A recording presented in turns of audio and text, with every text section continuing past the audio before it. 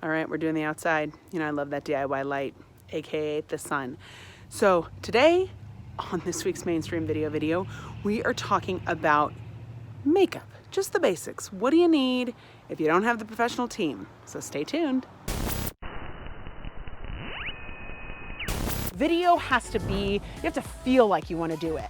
I have been obsessed with film since I was 3 years old. It's legit, just ask my mom. I have lots of experience in the corporate marketing video world. I started working in video production in 1995, about a quarter of a century ago. There's a lot of fear in being on camera. There's a lot of fear in spending money.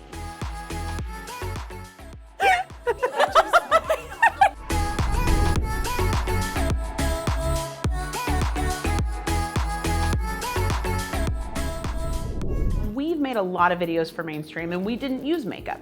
I still did makeup. We still do makeup because makeup is really important for a person that likes to wear makeup. One thing that a producer taught me a long time ago back in my TV career was that anything that you shoot and put in an edit bay is diluted by 10% at least. I always have said, if you're doing your own makeup, think about what you would do if you were going to a wedding. It's just kind of the same type of principle. If you're not a makeup person, don't wear makeup. I will say that too. You want to look like yourself, feel like yourself, just your best, most enhanced self. So basic, like minimum makeup is to really get the oils away and the shine off your face. So men, women, if you're going to do nothing else, this would be what we recommend. These are little tiny papers that look easier to get out than they actually are.